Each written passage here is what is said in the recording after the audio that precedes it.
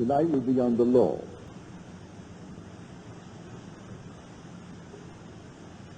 I think you'll find it a very practical evening. But remember, you are the operant power. It doesn't operate itself. But all day long, whether you know it or not, you are operating it. Nothing appears to us in perception which cannot be duplicated in fancy. Consequently, the world perceived always resembles our private fancy, and is therefore, as far as the evidence goes, imaginal in character. Now, here we are trying to find the cause of the phenomena of life. What makes things happen? Why is that one poor and that one rich? Why is that one known and the other unknown? And why is one this and the other that? And yet we are told in Scripture there is only one cause, only one God. Hear, O Israel, the Lord, our God, the Lord is one. There aren't two gods, there's only one God. So we have to find out who this one God is. If I should speak to you now and say, and speak of your God, the chances are, and you can give it any number you want, 1,000,001 or trillions in one, that hearing the word your God, that your mind will instantly think of someone or something external to yourself. I do not care how you form it, but you will think of God, your God, as external to yourself. But if I spoke of your imagination, I am certain you will think of no one but yourself.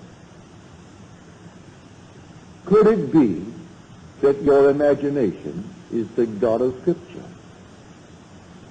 If you read Scripture carefully, you will find that it is. There's only one creative power. We are told in the 32nd chapter of the book of Deuteronomy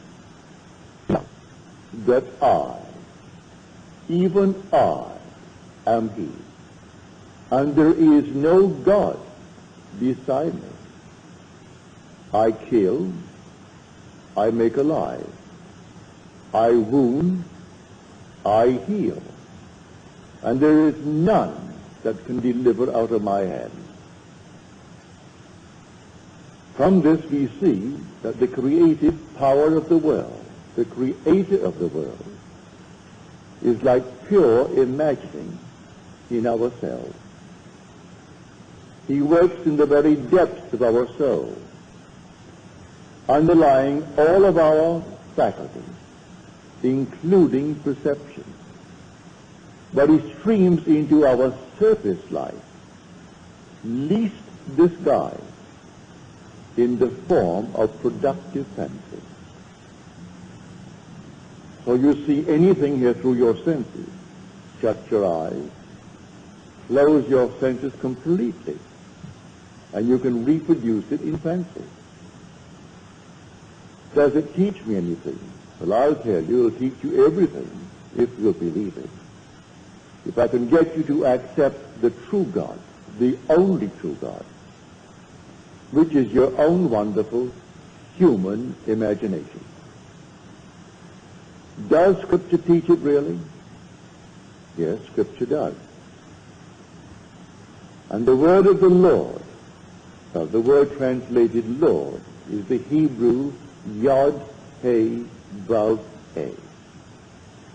It's not sounded, although we do try to sound it, it can be translated as the Lord, and sometimes Jehovah, and sometimes they'll translate it, which they shouldn't, say as God. But the Lord, yes. The word Jehovah, yes.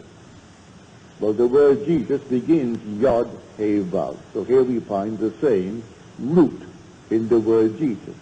Therefore they called him the Lord.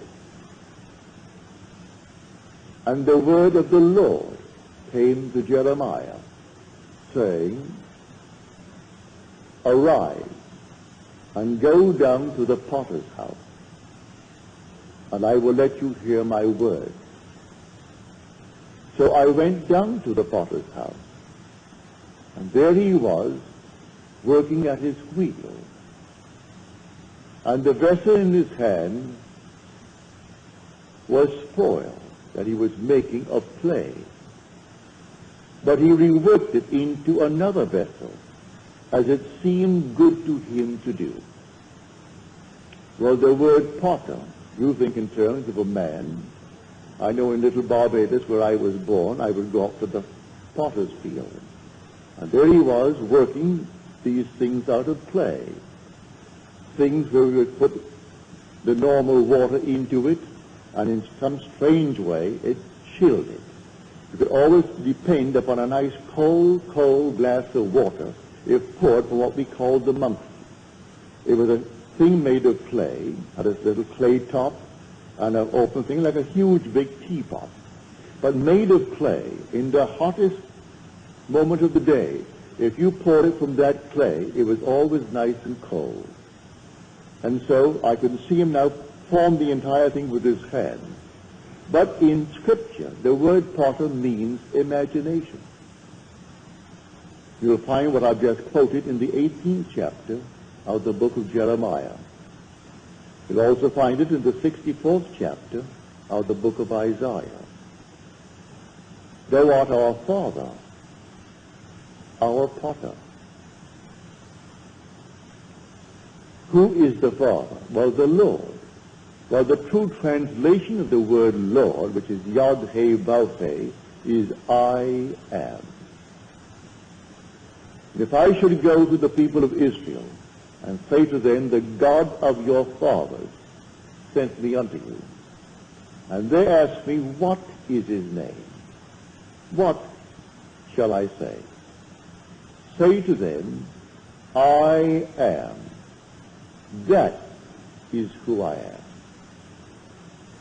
Say to them, I am has sent me unto you.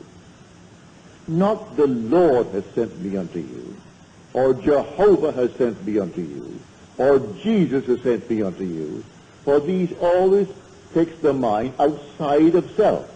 But say to them, I am has sent me unto you. You want to know his name? Just say, I am. That is who I am. That is my name forever. And by this name I shall be known throughout all generations. But man will not bring himself to believe that that is God. He will not bring himself to believe that his own wonderful human imagination is God. And that is God, that forms everything in this world. There isn't a thing that you now see in the world but what it was once only imagined. Their image preceded the objective fact. So objective reality is purely produced through imagining. The suits you wear, the dresses you wear, the chairs on which you are seated, the building that now houses you, everything was only imagined. And then it became an objective reality. And we think the objective state is its reality. And it's not so at all.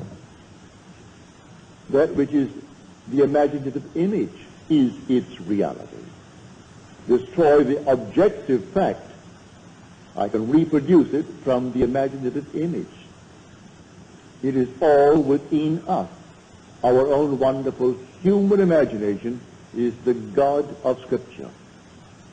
Now we are told all things were made through him, and without him was not anything made that was made. He was in the world, and the world was made through him. yet the world knew him not. So you walk the earth as the cause of the phenomena of your life. You could be, if you are vivid in your imagination, be influencing the imaginations of unnumbered people, and you, unseen by them, are the cause of the phenomena of life. If they are passive, they fall under your influence. If you are powerful in your imagination, you are creating the phenomena of life. And those who are not in control of their imagination, who are moved by the wind of every little rumor, every opinion, they simply sway from side to side as you, in control, move them. You are the one treading in the winepress, and no one knows it. You could be in a dungeon, serving a long, long span of time, and while there, eaten up with a desire. And then in your silent moment, you are completely in control of that vivid, creative power of the universe, your imagination. And you influence all the people of the world. For all things by a law divine, in one another being mingled. I couldn't see you if you did not penetrate my brain. I couldn't hear you if you didn't penetrate it. So all things by a law divine, in one another's being mingled. The whole vast world is one. You in control of the creative power, which is your own wonderful human imagination, you can sway the entire vast world. If you can't do it, as some dictators have tried to do it, they bring in their propaganda machine. And then they try to force man into a certain shell, into a certain state. And quite often they succeed up to a point.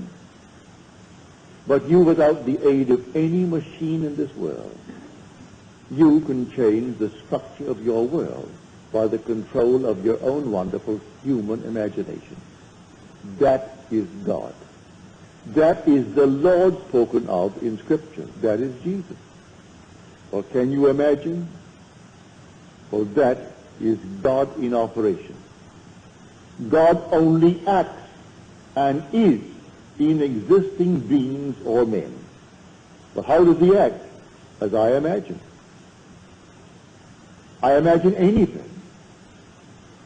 See now that I, even I, am he. I kill and I make alive. I wound and I heal.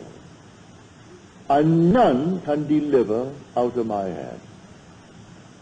I raise my hand to heaven and cry, I live forever.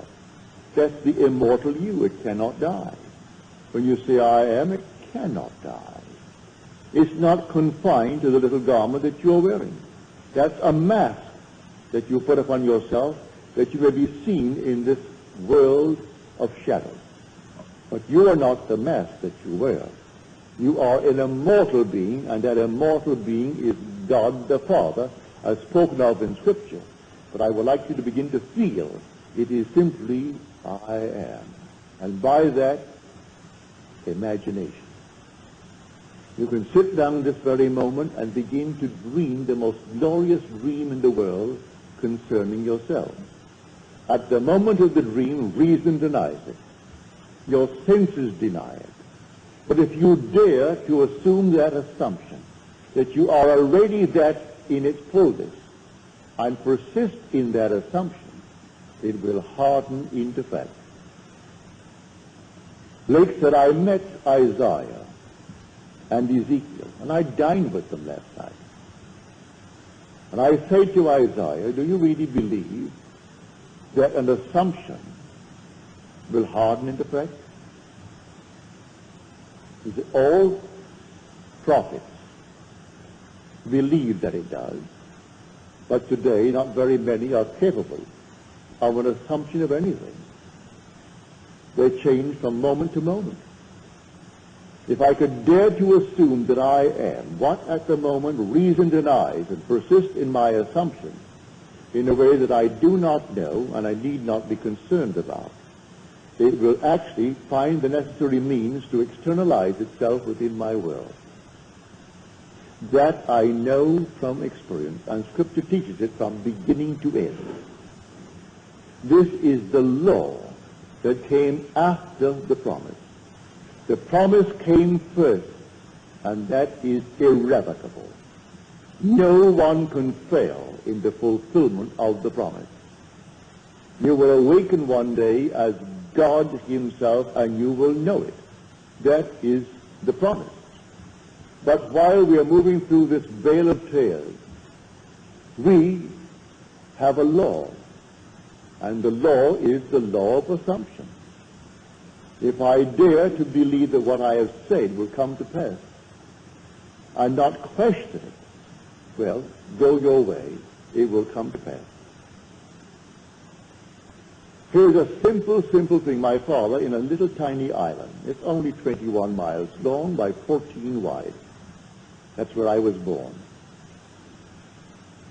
He is not a brilliant mind. He's gone from this world at the age of 85. His time was up and he departed. He had no formal education, very little education. The war came, the First World War came to an end in 1918. The boys began to return in 1919. As these troop ships came in bringing back the boys from Europe and from North Africa,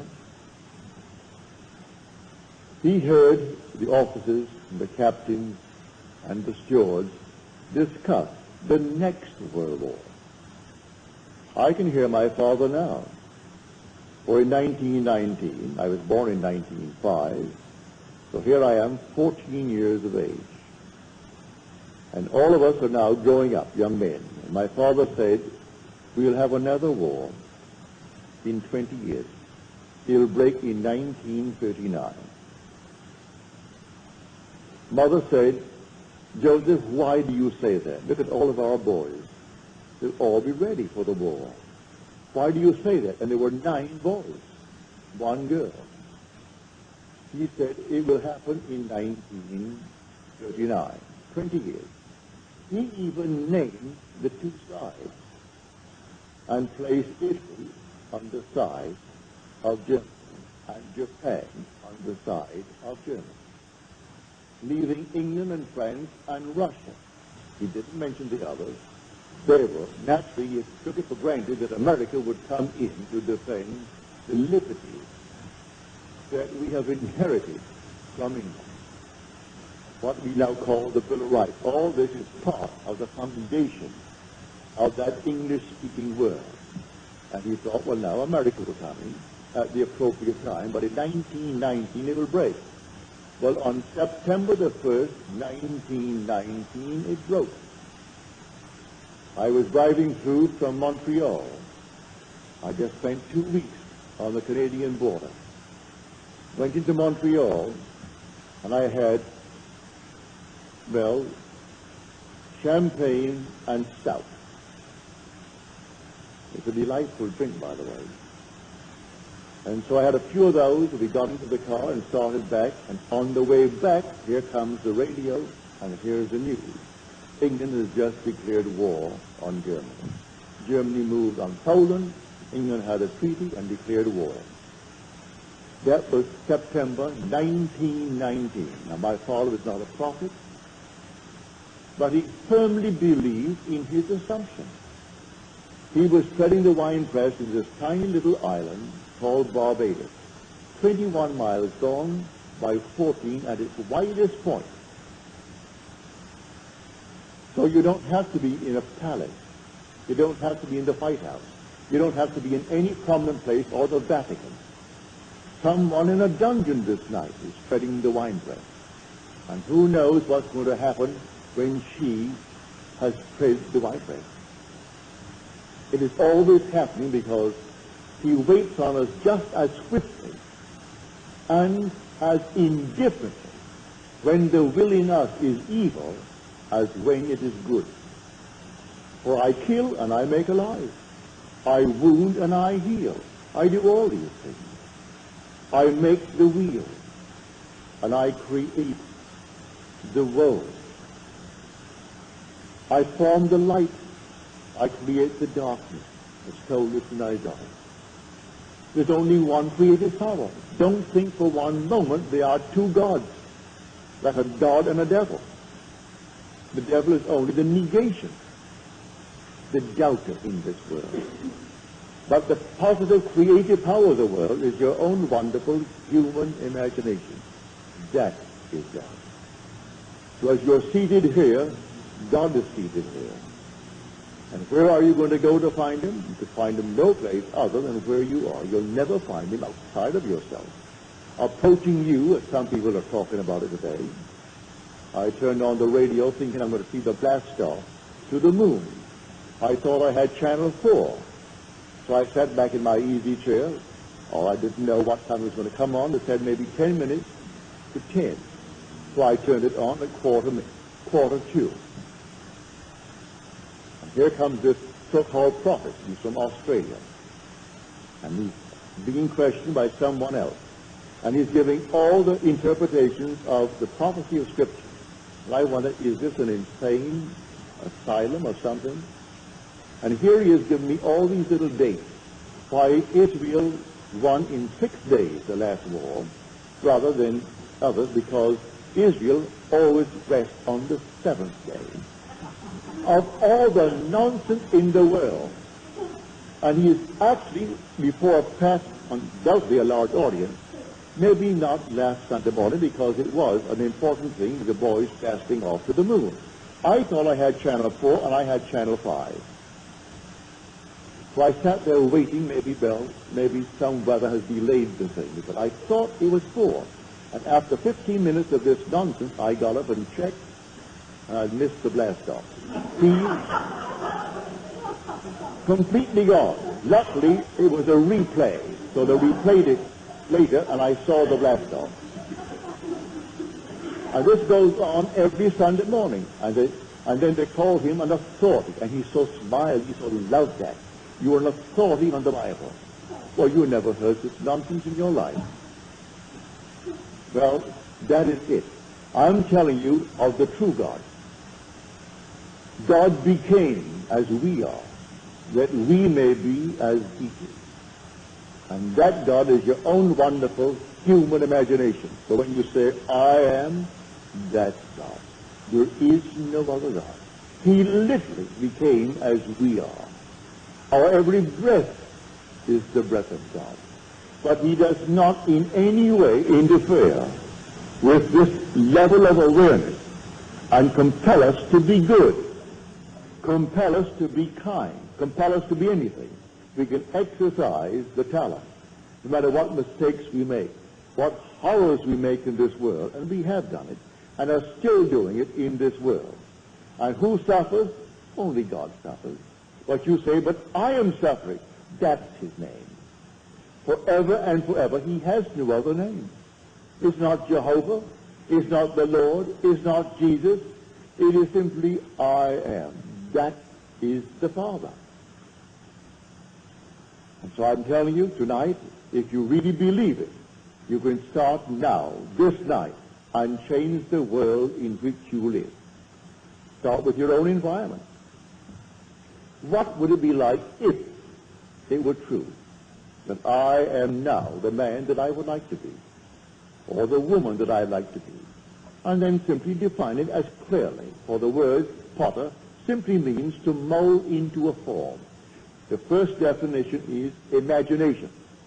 It means to resolve. It means to determine. So you're going to determine a certain state in your world. A resolution now. I resolve to be, and you name it. Not based upon the evidence of your senses or what reason dictates, but a wish on your part. As we are told in Shakespeare, it has been taught us from the primal state that he which is was wished until he were. And so, he is now a reality in my world. He began only as a wish. I am the man I wanted to be. It began as a wish. My father became the success that he was when he departed this world. It began as a wish. He didn't have one penny in this world. He went to a school, and what do you think the charges were? A penny a week. The British penny being 2 cents. It was 2 halfpennies, 1 penny. A penny a week.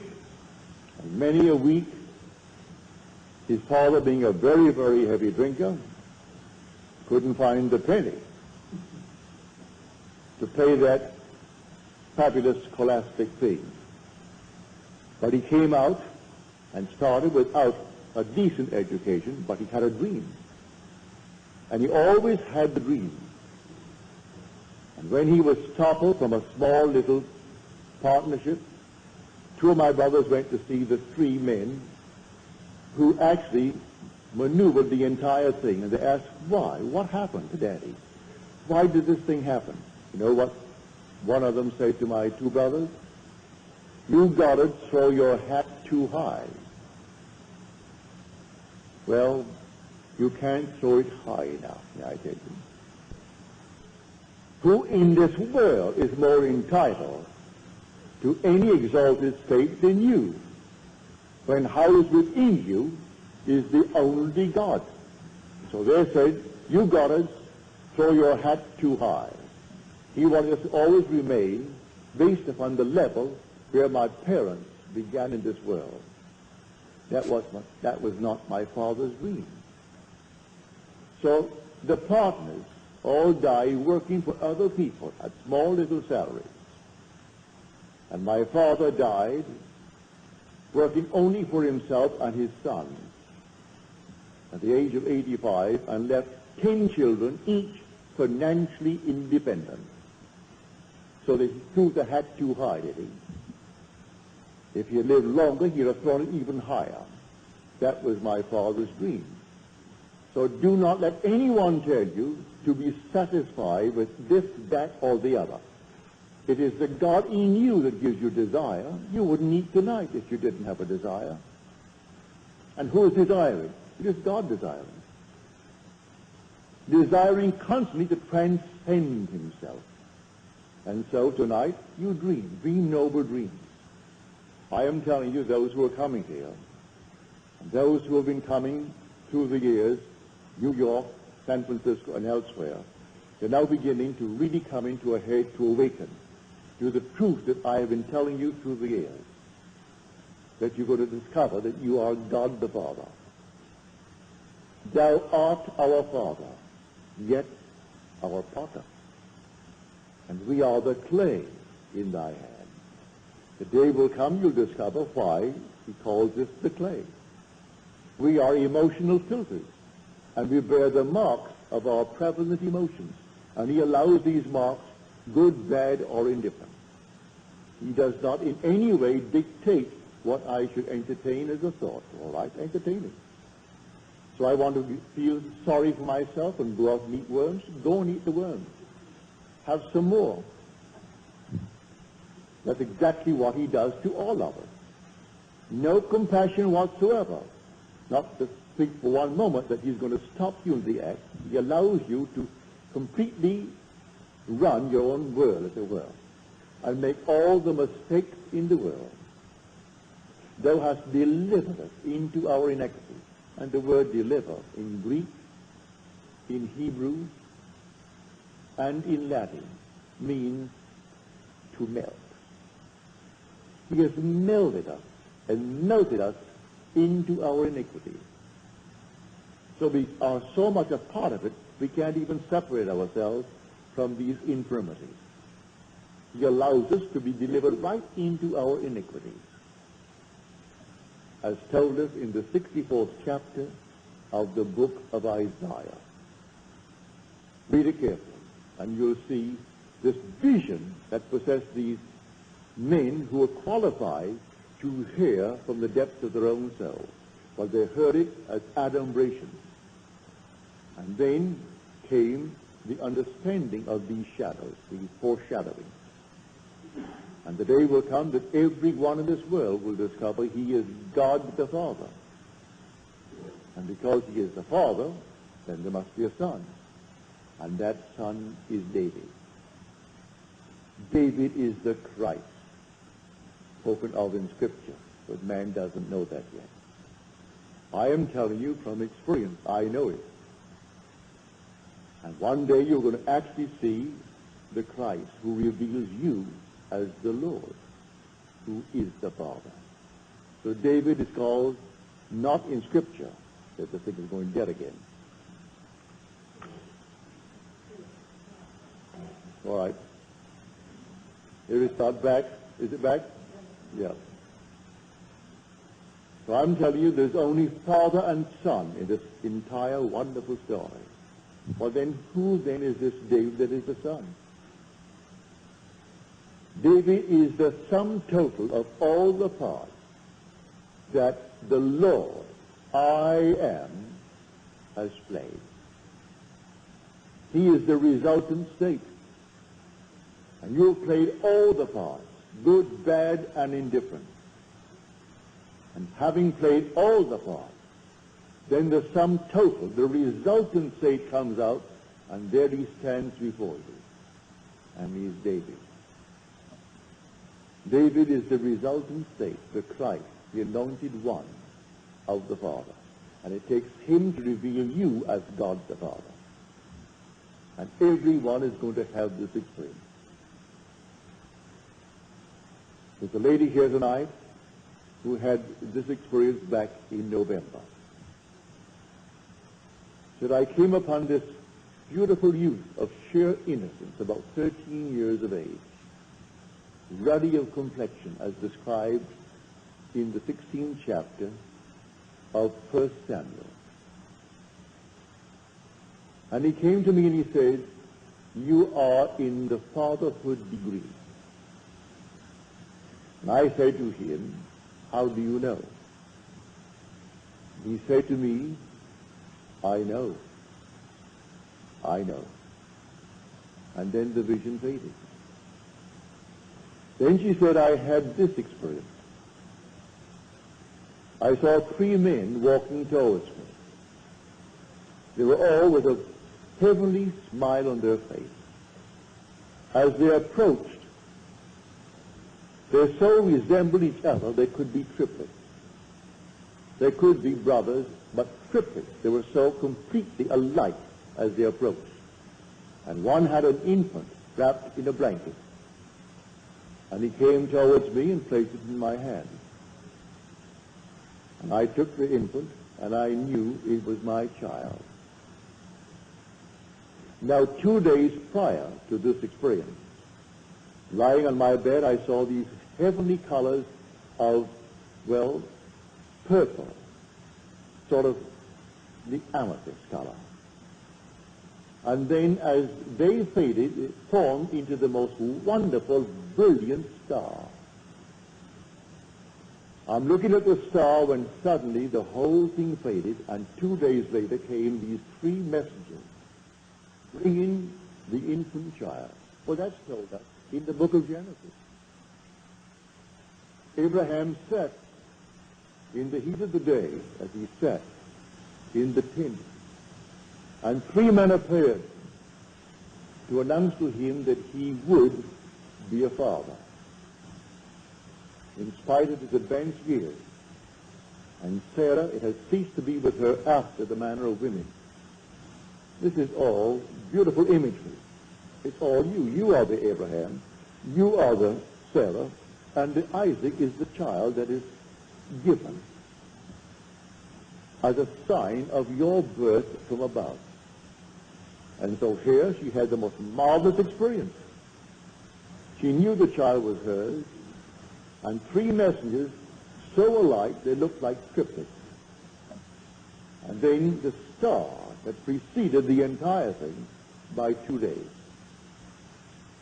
And then the youth who said to her, you are in the fatherhood degree. And when she asked, how do you know? He replied, I know.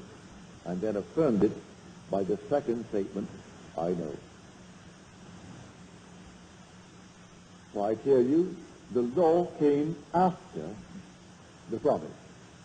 The promise is something that you cannot It's loose.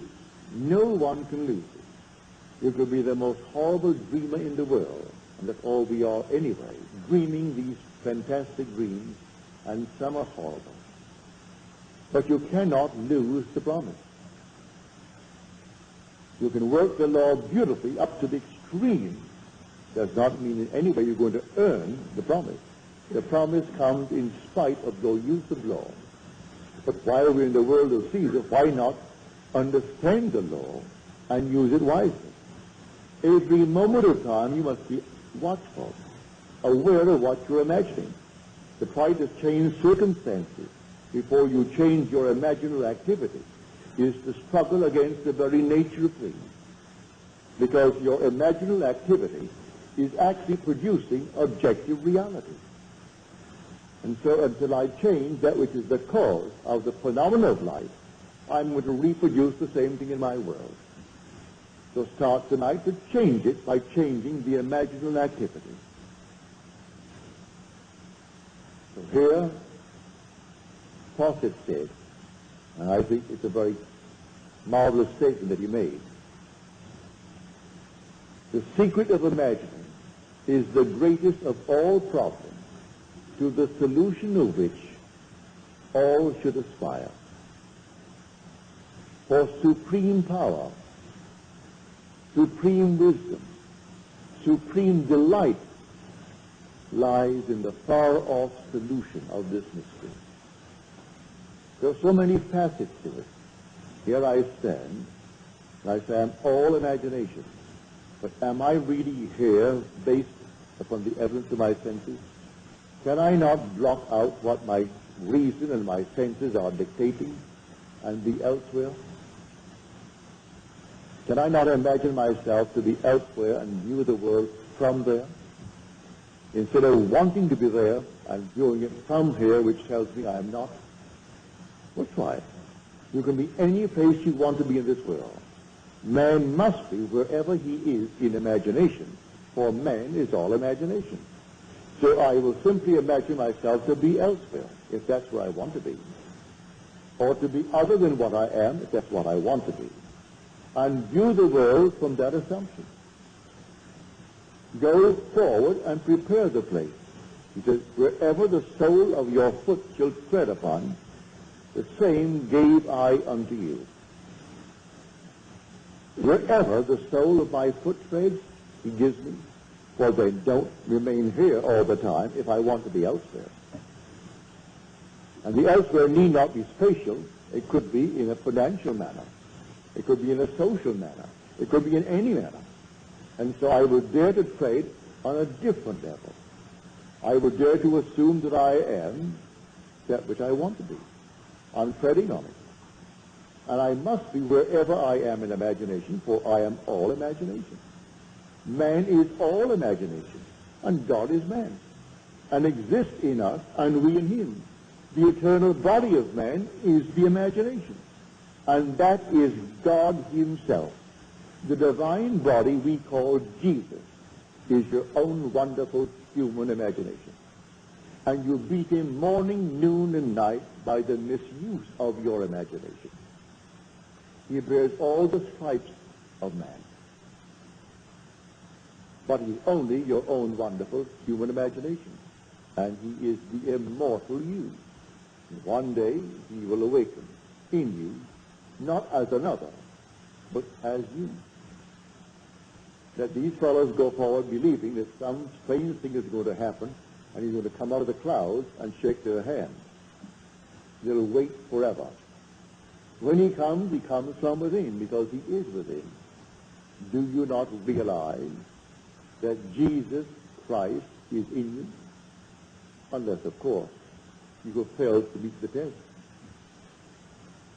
Examine yourself to see whether you're holding to the faith.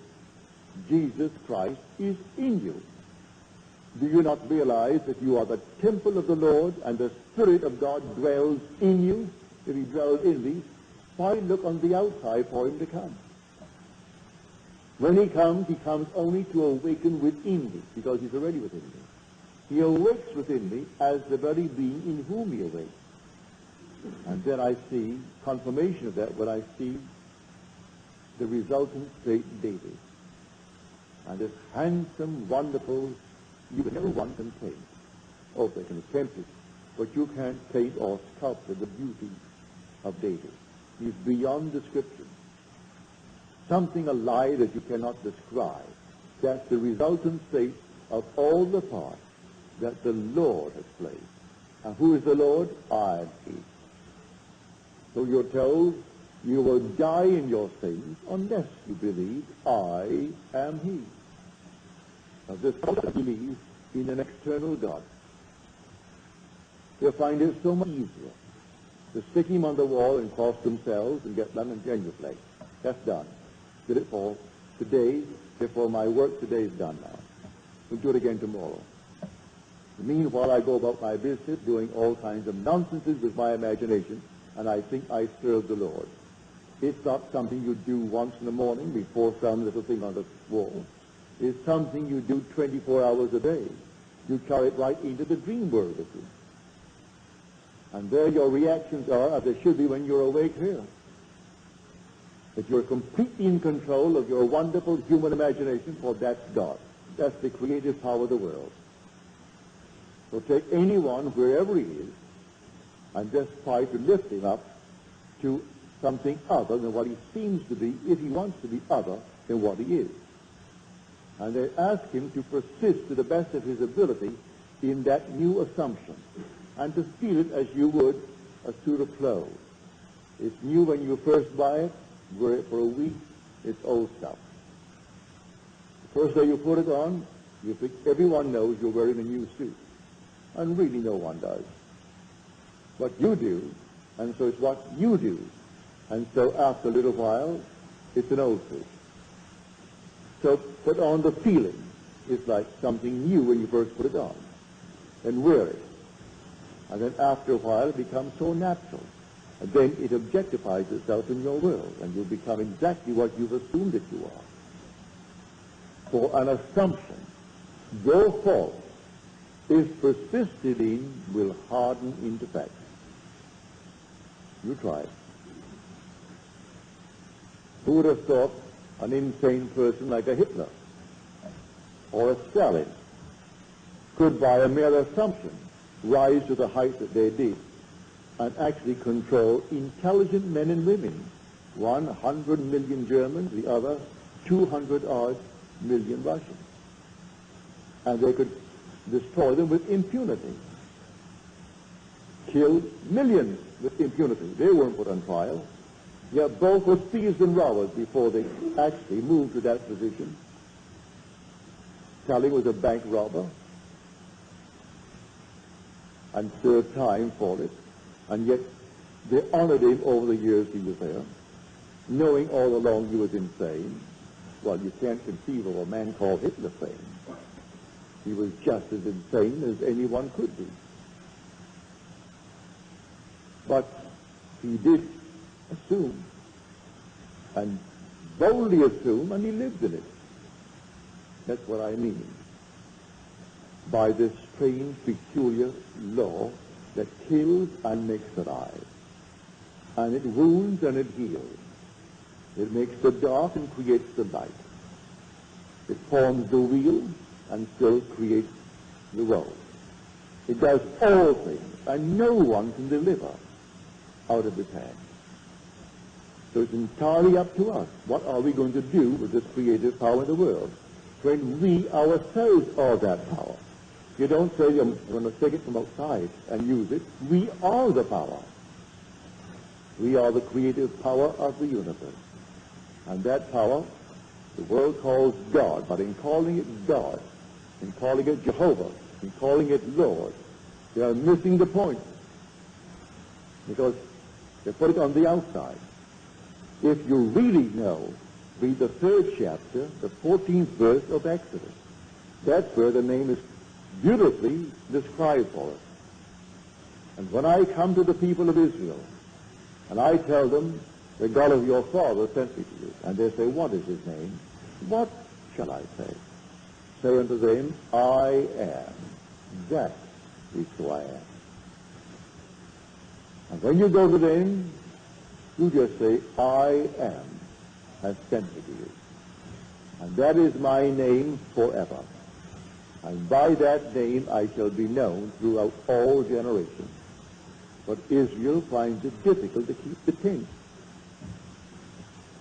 And so it's always something other than I am. It's so much easier to blame someone other than self for the things that are happening to us. And I point here, there, and elsewhere. I forget what I did in my idle moments. And when the harvest comes up for me to reap it, I deny that I planted these seeds. When on earth did I plant them? Well, if I was honest with myself, I would know. You plant them morning, noon, and night. In the course of a day, unnumbered idle moments catch you thinking all kinds of things. You don't know the people, and yet you're reacting and doing all kinds of things.